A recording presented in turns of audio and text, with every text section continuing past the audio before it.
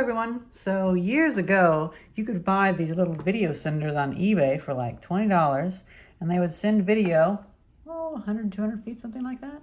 Now, forgive my TV. I just found it at the scrapyard last year and I haven't done anything with it, so it's a little bit unhealthy, but these are a bit unhealthy too. I finally tracked some down and I actually got a listing of 2 of them. I don't know what happened to my original one. I have the box for my original one, but I have a chainmail glove that I stored in it. It only survived because it was useful. The little video sender that I have, that is in some box of electronics back in Illinois. So this one, this is the one that was outside of the box. I plugged it in. It just has a weird humming noise and it doesn't work at all. This one was new in the box. These are from about 2006, 2007. And this one kind of works, but it's not working very well still. Like even with the TV being right here, it sometimes shifts in frequency a little bit. This obviously succumbs to temperature differences, but also it just sometimes just doesn't have a very far signal. Like for instance, the TV in there can't really pick it up. So looking inside of here, you can see there's a lot of puffy capacitors. So let's get our recap kit and let's replace them. Yep, nothing. The other thing, this is making an odd sound. There's some noise going on. Now what's nice about this is since I have 2 of them, we can, well, we can definitely see a side-by-side here. That one's glue is still working. Okay, so it looks like there's a bit of something on the circuit board, but not as much as this. So this one must have gotten wet. They clearly went crazy with the flux, but it didn't work. So I don't know what they were using. First, we can try to replace these.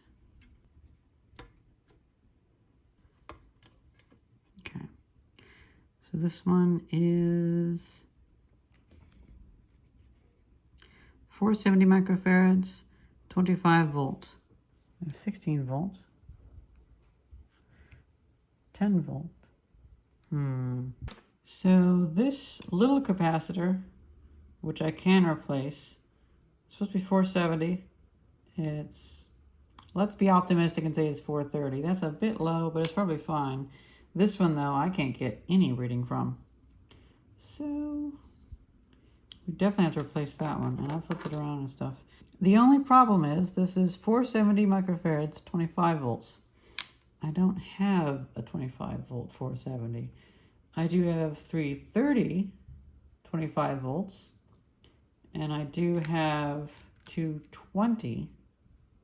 So we can see about putting 2 of the 25 volt 220s in parallel. So we'll get 440. At least we should. Let's see.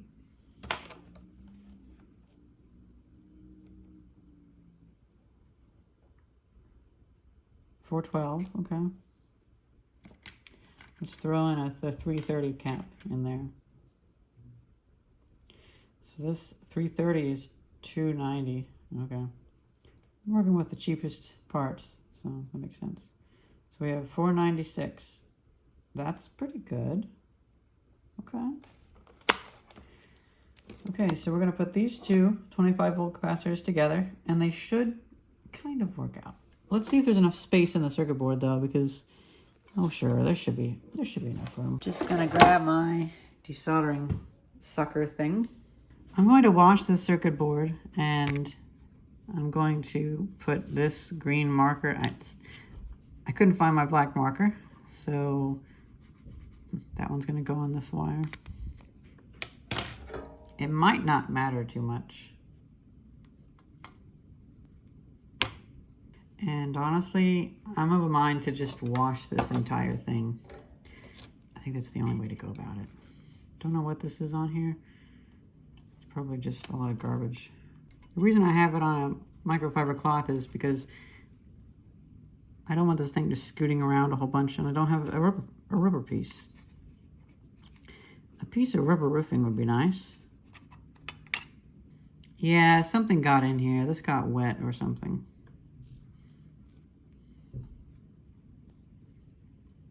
.7 microfarad, 50 volts. Let's see. I do have that. Good. I'm just going to take care of what I already messed with. Open these holes up a little bit. Let's see what I figure out. I just opened something that had some Kapton tape, so I saved it. And look at that. It came handy.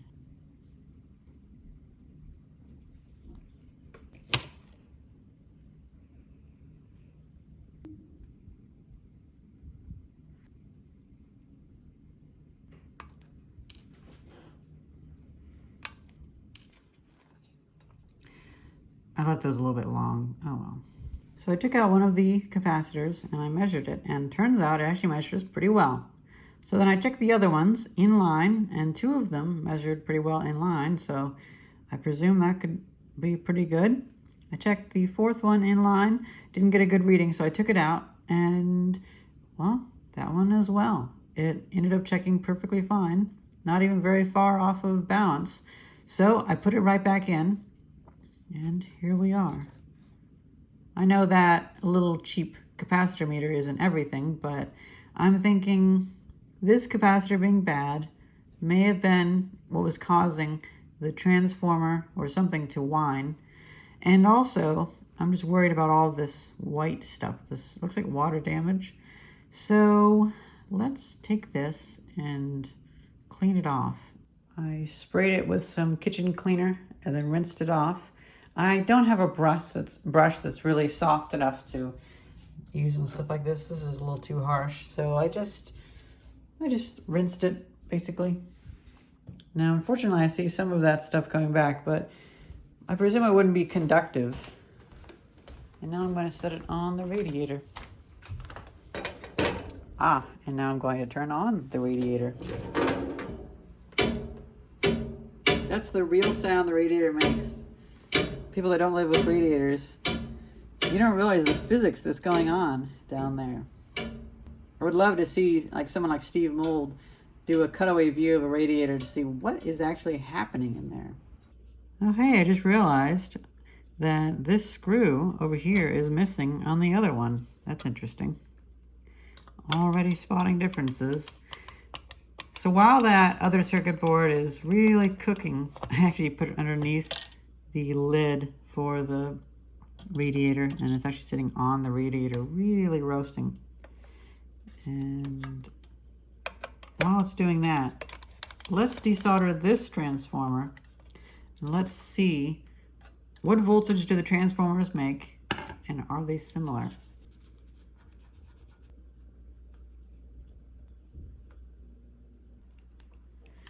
Now I have both of these plugged in. Let's see the unused video sender. 28 volts. The heavily used video sender. 28 volts. Very nice. 307 for 470 microfarad. I don't like how that looks. I'll replace that one as well, I think. But let's hold off on that because this is still the good one. Let's see how the previously bad one does with the new capacitor.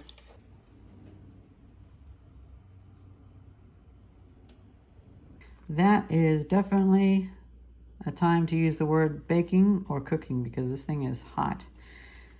It didn't clean up some of this, so isopropyl alcohol would probably be best for that, but I just wanted to see if there's any water-soluble stuff on here. If there's flux, that's probably not a big deal, but just wanted to give it a shot. And baking it most likely got stuff out of the little potentiometers and such. I'm going to get some of this MG chemical control cleaner though and spray it quickly onto the potentiometers.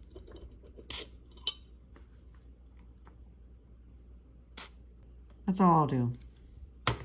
Now I'm going to wipe it up with a bit of isopropyl alcohol.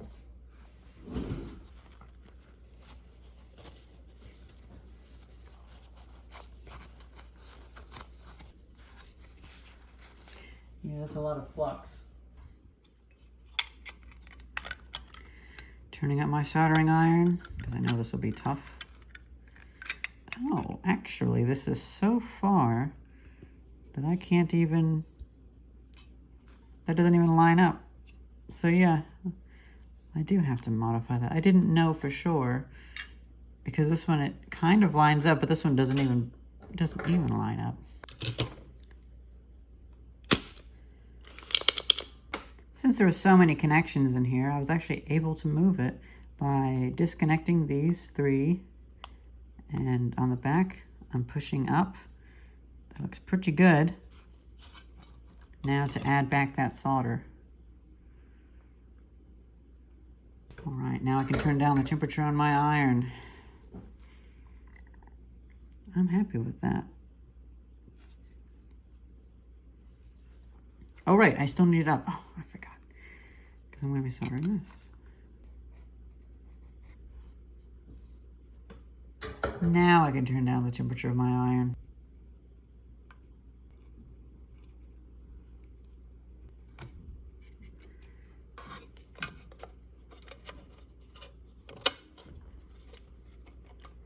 Normally I would say that a missing screw is evidence of it being opened, but I figure in this case, this is just bad construction. These were sold for so cheap for so long that they made them, I mean, they're almost like kind of illegal, I guess, but they weren't shunned for too long. But they were definitely making them in a way where they just threw them out on the market.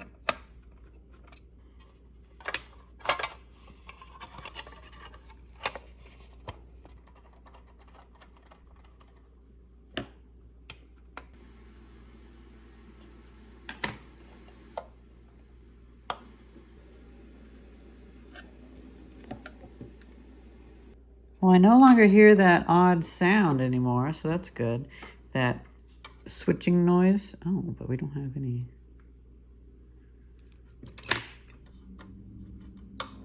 So I noticed that the LED is not turning on when I turn it on.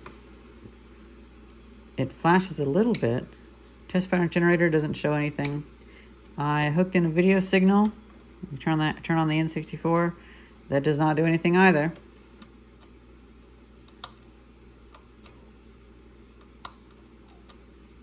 Tiny bit of light there, but you get a little bit of red.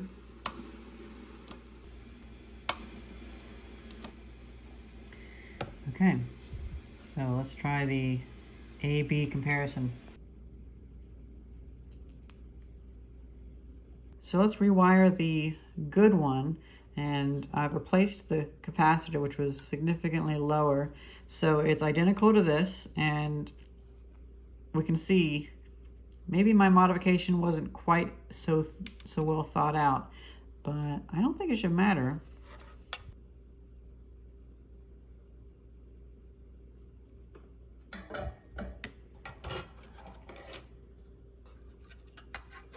Okay, so I have this screwed in with just the 3 screws, identical to that. We have the modified capacitor thing. Oh.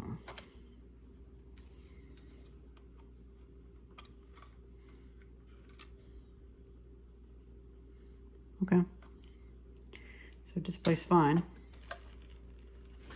What could be the difference? So I'm going through measuring the voltages, and I noticed that this low red transformer, the voltage is pulled down a bit. Seems like there's a load, and this one's warm while it's off. This one's not warm while it's off, although it was on for a bit. I noticed that the capacitor I installed, well, that's getting hot. On this one, the capacitor is not, but that MOSFET is getting hot. Very hot. So we have the 2, I guess they're voltage regulators. Haven't looked them up yet. We have both of these out. Let's swap them. All right, let's test this one out. It's This one.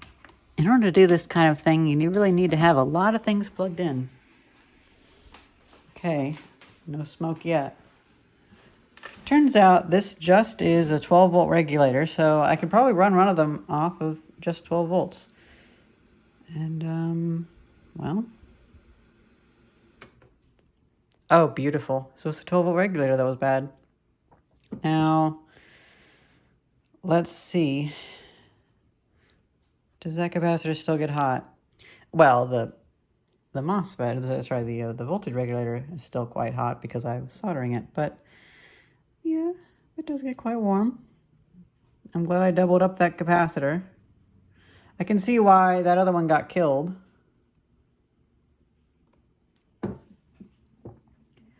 Very nice. It seems really well done too, so I'm glad I recentered that, was it the inductor coil thing? And I'm glad I replaced the capacitor, but it looks like we'll need to have regulated 12 volts. So for this one, I might want to just forego the transformer entirely.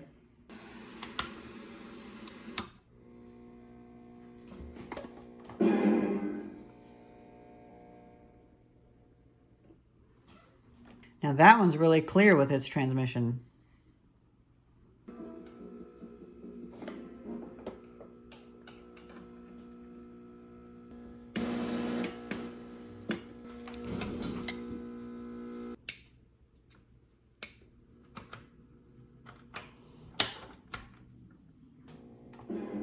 Ow, I bumped the N64 and no wonder there was no sound. I was going nuts. Oh, look what I just figured out. This transmitter with the replaced capacitor does pick up on the TV. I'm going to adjust the brightness of the video. Let's adjust the channel frequency.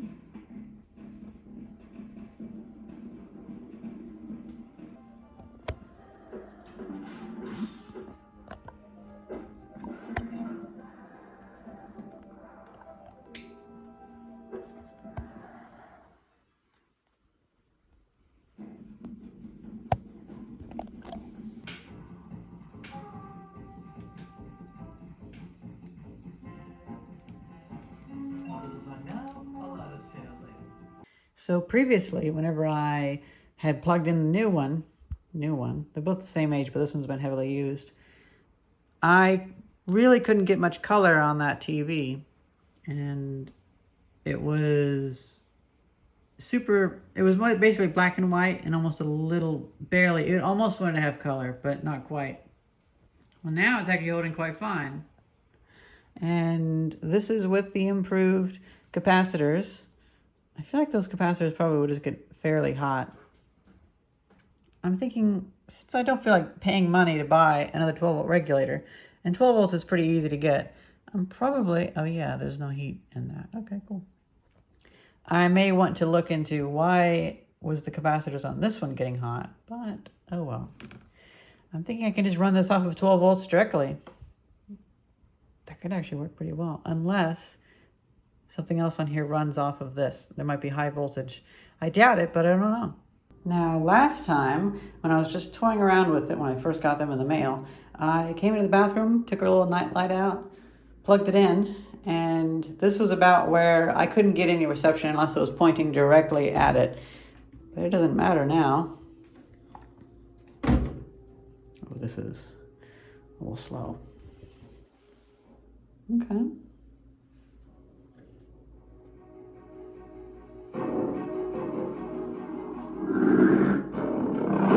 Beat the Matterhorn, what are you gonna do? I'll need to fix that speaker.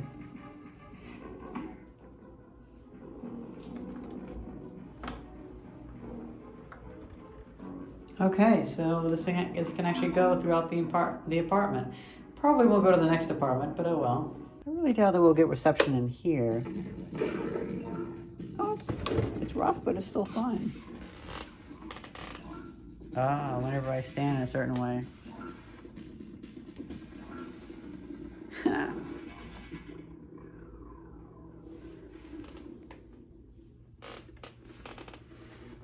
extend it more.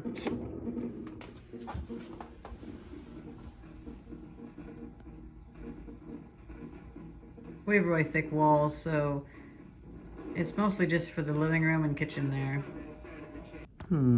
Those capacitors are extremely high now, and I heard them venting. They're actually venting. Wow. Yeah, it blew the capacitors. Or something blew anyway. So I heard a hissing sound, and it went psst, and then there was a second one, psst. And when I took the thermal camera out, these two capacitors that I put in were extremely hot, but I don't see any venting on them. I don't know.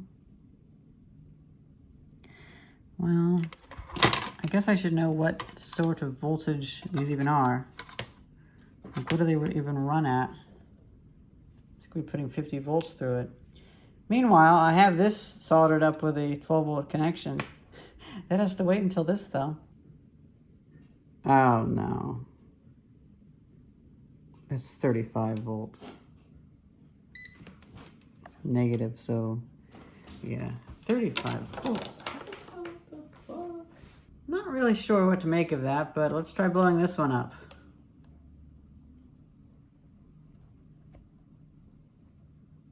Well, it would have blown up by now.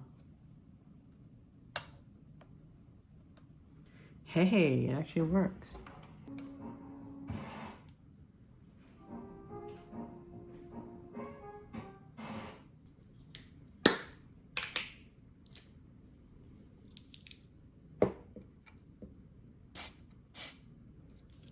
I hate how this stuff gets everywhere. Oh, look at that. Yeah, we blew the bottom out of that. So that's 35 volts. I tested this one. And, well, it's not really the same. Maybe it doesn't need it because it has DC 12 volts applied, but I'm not reading any voltage. The only problem is the power supply that I'm using to power this is the power supply I use to power my TV, so I can't know for sure where channel 16 is. And the TV definitely does not want to help. There we go. And let's see the voltage. There is no voltage.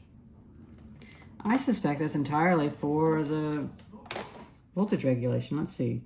Yeah, that's entirely for the voltage regulation. So that only applies, you only need that whenever you're actually running off of AC. I can leave it on, I suppose. So it appears that, I imagine this probably is a rectifier. And the idea is that it should be under 25 volts. The voltage regulator regulates it down to 12 volts, and that goes kind of feeds back in with the switch. So if that rectifier isn't rectifying it down enough, or if the input voltage is too high, that can also be an issue. God, these transmitters truly were garbage. I just had this antenna lose its threads.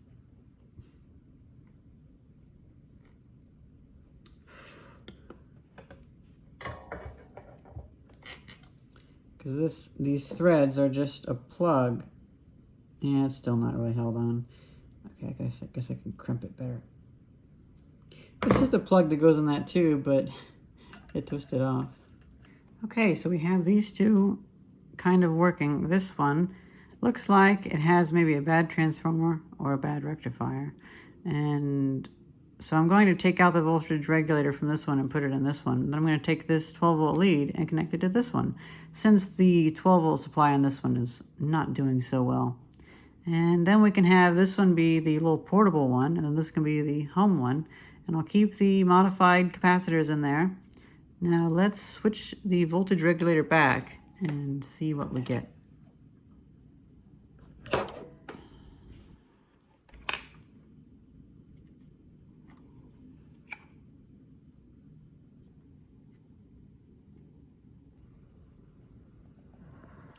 So we have it back together in AC mode.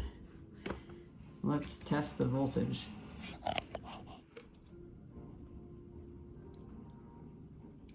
$15 volts, 21 volts. Okay, that's much better. Now I can't help but notice that whenever I run it off of the internal power, that's whenever I get all these interferences. But whenever I have it on just pure 12 volts, I don't get that. We have this one with the wire soldered in, and of course the capacitor was taken out because it was overvolted. So that's already like that.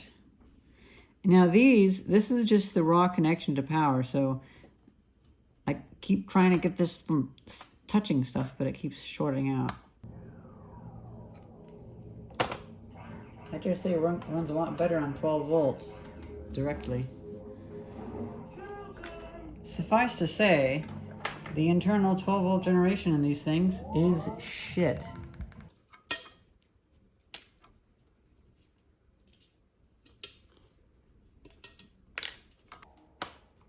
You know what? I don't care enough to desolder this.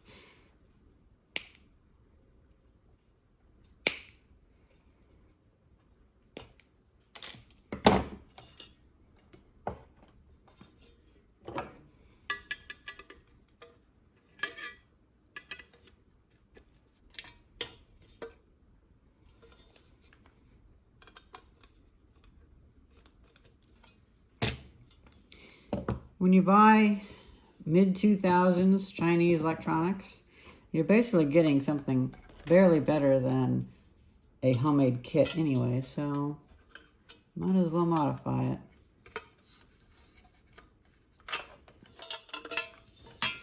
I'll solder this around yet again.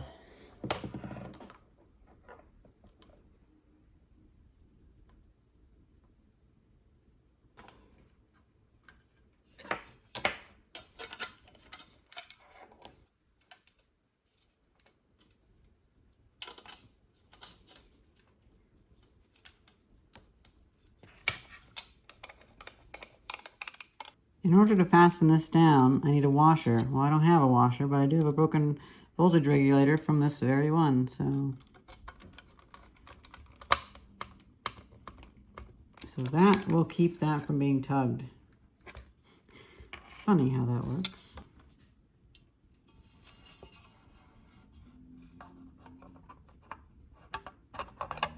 Oh, by the way, for those who need it, this is the instruction manual.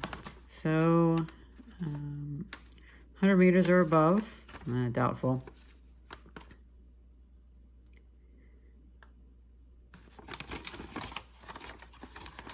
Channels 14 to 31, and we're lucky because in Philadelphia it seems like there's not really much on the VHF channels 14, 15, and I think 16. There is 17, but yeah, the channels are pretty open. And there's less interference because digital TV channels will interfere with this. And by using this, you will interfere with people's digital TV. So you don't really want to be a bad neighbor. The biggest thing, though, is for those that might have one of these, it's like number 2 is modulator RF state. I don't quite know what that means. I mean, I think it means just low power mode, so you can use this for the RF output with a coax cable. And on the back, you have TPG, which means test pattern generator. You know, at first, I was messing with the one that was broken, so none of the inputs did anything because it didn't do anything.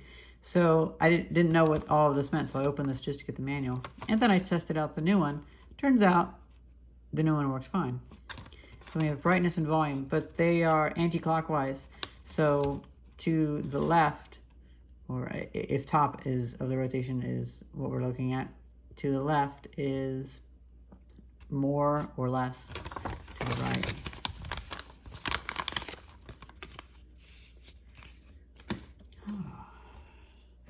Well, I'm pretty happy with that. These are going to be neat little projects. These are going to be neat things for little projects. And I'll put this in my electronics supply. A little, 20 volt power supply, something like that. Not too bad. Well, everyone, that's pretty much it. Whew, I got it working with my camcorder. Let's see if I can look at it.